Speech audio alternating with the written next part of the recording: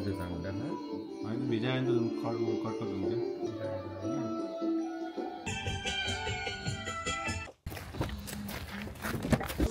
भएको राम्रो थियो बरु यार योचोटिको दसैँ पहिलेको भन्दा अलिकति डिफ्रेन्ट थियो किनभने योचोटि दसैँको शुभ मुहुर्त चाहिँ अलिकति बिहानै परेको थियो त्यही भएर छिटो उठेर नुहाइधुवाइ गरेर पूजाहरू गरेर हामी चाहिँ दसैँको टिकाको लागि चाहिँ रेडी भयौँ अनि हामी चाहिँ एकअर्कालाई टिका लगाउँदै अनि आशीर्वाद दिँदै चाहिँ हामीहरू दसैँ मनाउँदै गयौँ ल यता हेर्नु एकअर्कालाई यसरी हेर ल अब मेरो बाली तिमीलाई म ल्याइदिनु परेन पहिला लगातार एउटा लगाइदिनु तपाईँ अनि त्यसपछि म लगाउँदा यहाँ हामीले हिजो भिजा राख्नुपर्छ जाँदा होइन भिजायो नि त कटकट हुन्छ सानो सानो भगवान्ले सद्बुद्धि दियो घरको जेठी बुहारी जेठी जस्तो हुनु घरको जेठी बुहारी जेठी जस्तो हुनु जस्तो नबन्नु एउटा घरले छोरा पाउनु त्यो पनि कुरा होस् बुढासँग धेरै मुखमा नलाग्नु धेरै रहेछ आशीर्वाद दिनु लागि त है मेरो ब्लक लिस्टमा पो हो त भयङ्करै छ यहाँ त्यस्तो काम नगर्नु कहाँ हालिदिने आज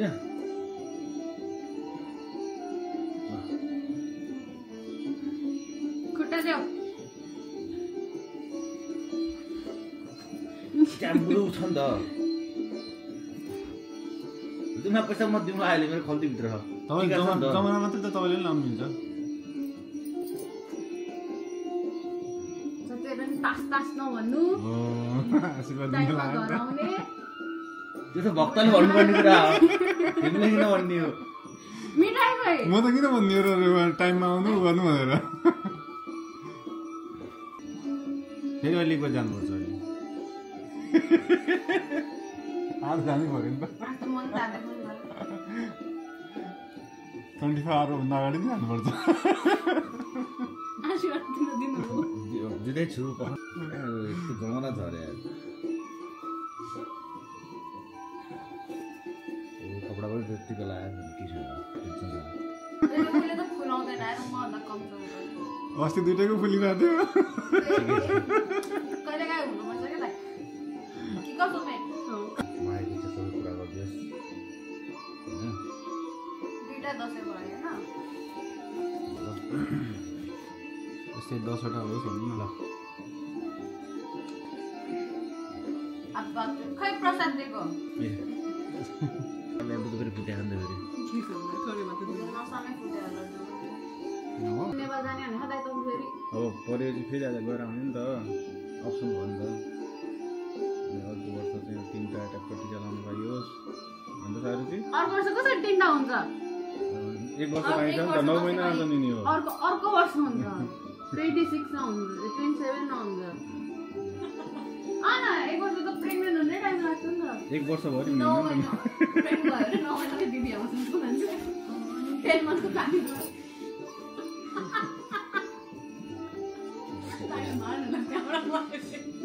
तिमीहरू मेरो प्लानिङ किन गरिरहेको छ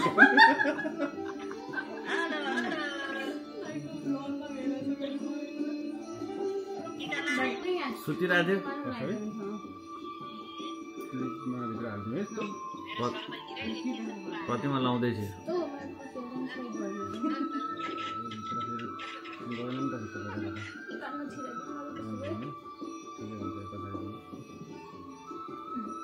खै त अरूको हिरोहरू ससुराली भयो तपाईँ किन गरेर बस्नु के गरेर बस्नु भएको एक्लै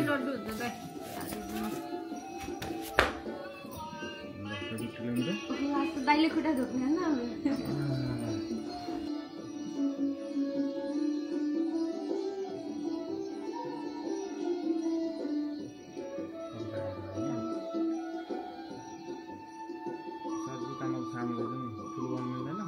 अनि टिका लगाएर सकाइसकेपछि हामी चाहिँ सबैजना एकछिन टोयलेटमा जानु भन्ने प्लान गऱ्यौँ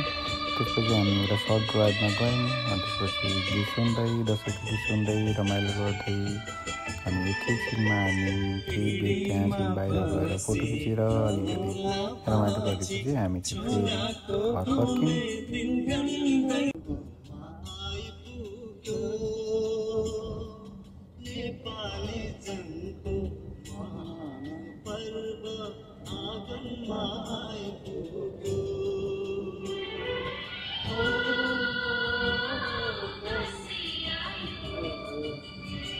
अब दसैँ सकिएपछि हामी साँझ पखसम्म साथीहरू गेट टुगेदर गरेर हल्का रमाइलो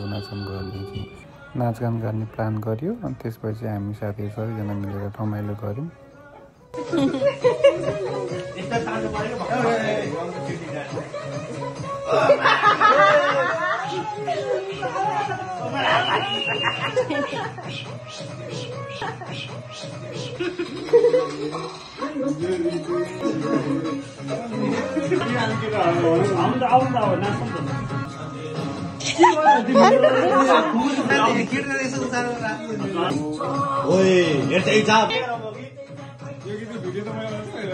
प्रकृति झ्याप्पै चेक्दिहाल्यो नि।